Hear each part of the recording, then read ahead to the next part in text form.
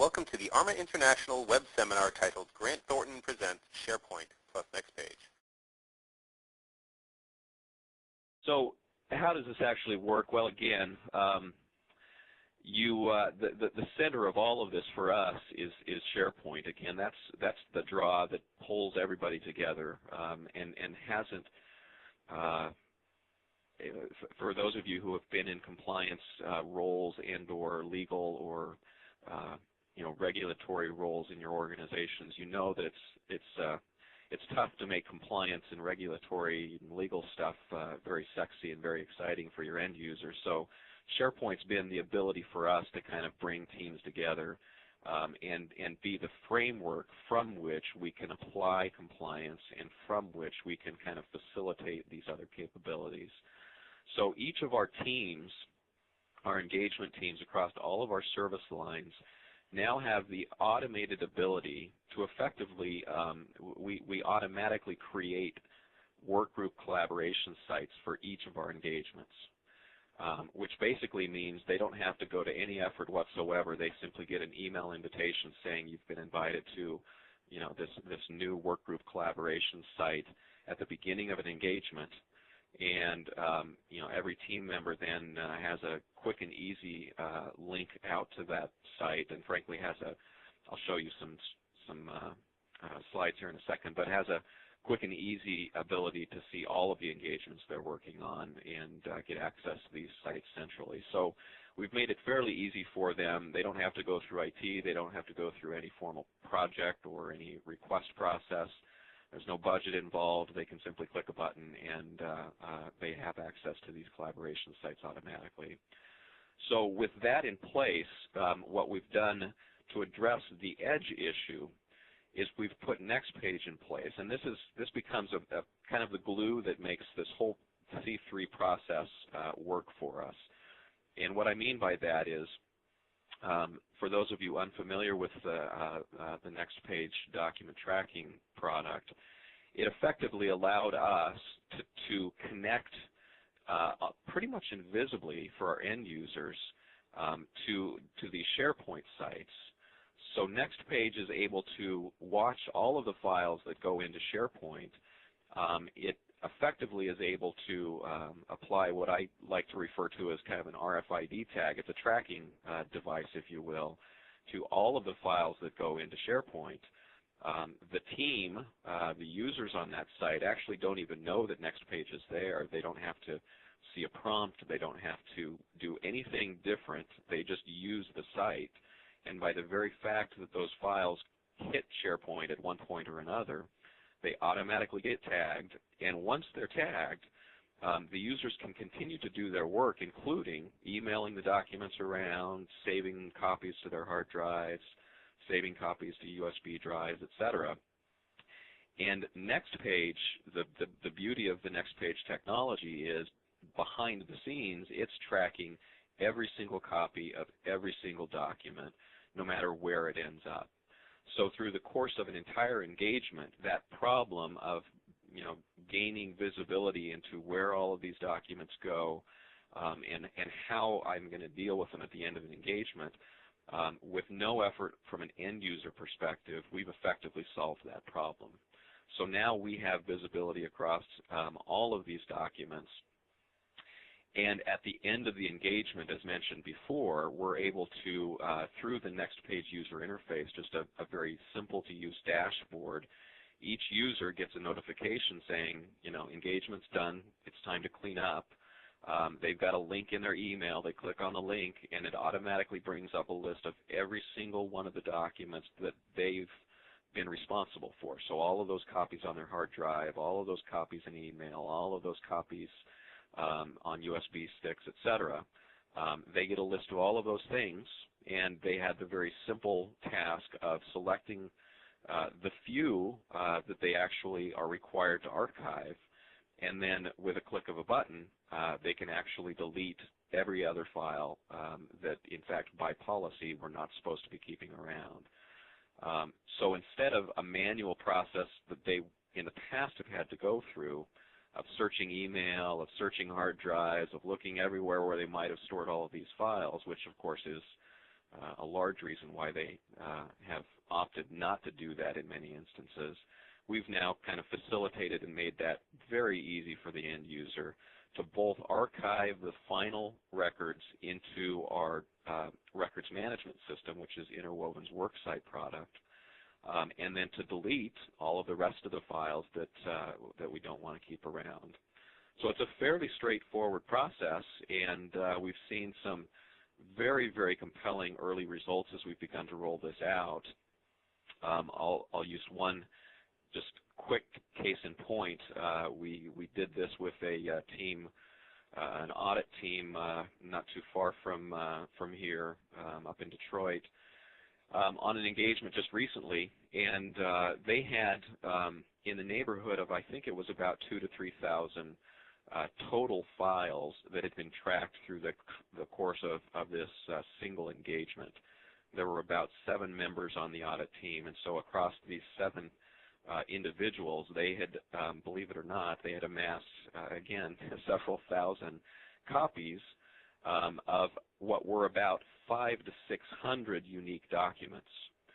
So these, 500 to 600 documents that they created, collected, and shared, there were, on average, probably between 4 and 6 copies of each of those documents, shared across all of these different locations. And at the end of that engagement, their requirements, they actually went through, there were only 3 of those files that by policy they needed to archive and save.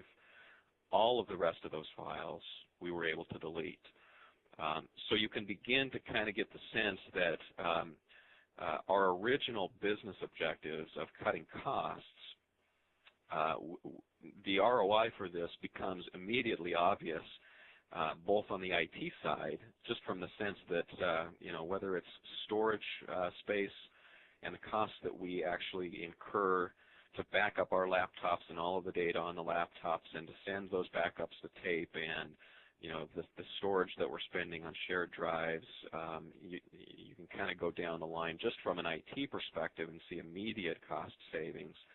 But perhaps even more importantly, from an e-discovery perspective, the fact that we can conclusively, in an engagement or in a e-discovery environment, conclusively produce such a hugely smaller set of data and send that off-site for e-discovery purposes saves us a tremendous amount of money in e-discovery. And then, of course, from a compliance perspective, we now have much better visibility into not only where the files are and how we're dealing with them, but from a kind of central records management perspective, the ability to more consistently track, report, and monitor exactly how we're doing as a firm from a compliance perspective in these environments. So very quickly, I've kind of highlighted in that one example some of the cost savings and some of the benefits that we're gaining. In general, again, we're still in the early stages of rolling this out, but we do anticipate significant cost savings as a result of the implementation of, again, what we're calling C3, this combination of SharePoint, NextPage, and Interwoven. From a compliance perspective, we're already seeing dramatic results in terms of people's ability to more consistently follow those policies associated with document retention. I mentioned storage requirements and cost. And frankly, there's another added benefit here that's somewhat peripheral, but frankly has proven to be very, very dramatic for us. And that is through the adoption of SharePoint as our kind of primary engagement collaboration tool. We have, in parallel to that, we've also included and incorporated the ability to do client collaboration. This is something that other firms have done before and that some of you probably also do. It's something that is still fairly new for us, but we're finding it to be, number one, a huge competitive differentiator for us in our ability to go out and win business in the market through kind of a very streamlined and kind of leading edge client collaboration technology that we've implemented. And frankly, it's driving additional revenues for the firm as well. So there's the element of cost savings, but frankly, what we're also finding is that through the implementation of this technology, it's also helping us grow as a business from a top-line perspective as well. So we're very enthusiastic with the initial results, and we'll be continuing to roll this out and firming up some of our results over the course of the next few months here within the firm. Now, just really quickly, want to walk through just a few slides to give you a visual representation of kind of what we've been talking about, and I'll turn it back to Sid to go into a bit more detail on the next page side. She'll be able to speak much more eloquently than I could on that. But first of all, from a collaboration perspective, here's a quick view. I mentioned before that all of our professionals in the firm have the ability to create these collaboration sites, and we can automatically do that at the initiation of any engagement. We also have the ability for users to actually just manually request these sites as well. So what you see on the screen here is that form that any user can choose at the beginning of an engagement. In this case, this is a multinational engagement collaboration site. And it's a very simple ability for them to go in, select the engagement they're working on. This actually ties directly with our back-end time and billing system. So they'll actually just call up the client and the engagement that they're working on. In that back-end system, it automatically fills in all of the relevant metadata. It assigns and applies that metadata to the collaboration site when it gets created. And then other than adding users to the site, that's literally all that's required. So they can, within a few seconds time, they can request a site. These site requests in our environment actually go to what we call a service line administrator. So within tax or within audit or within advisory consulting, there are different business designated administrators who will get an email saying, user so-and-so has just requested a collaboration site, and they, either click to approve it or they click to deny it. So we've got some governance in place, which I know for many of you who are probably deploying SharePoint 2007, governance is a hot topic in that whole space. That's one level of governance that we've put in place, is simply to allow the business the opportunity to make sure that appropriate use of these sites is being followed. The other side of the governance equation, which you don't see represented on this screen, but is implied in every single one of these sites, is that we've actually applied a default site expiration date. So one of our concerns, as I think is fairly typical in the industry, is we wanted to avoid that viral SharePoint kind of situation where sites just keep cropping up, hundreds and hundreds of them left and right, and nobody really knows what's going on, and there's no mechanism to get rid of stuff that's not being used anymore. Well, by default for us, every site expires after 1 year. It can expire sooner if requested, but by default, these sites, in fact, will go away at the conclusion of 1 year unless there's a request, a specific request by the business owner to extend that time. So effectively, 45 days before their site expires, they get an email saying your site's about to expire, and they're given the opportunity to manually request an extension. But if they don't choose to extend the site, then it automatically goes away.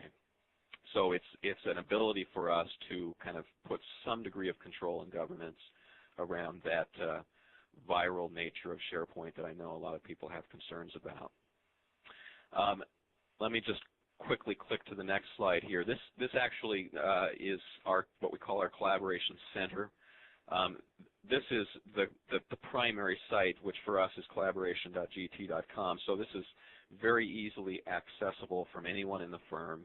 This is where you go to ask or request a site.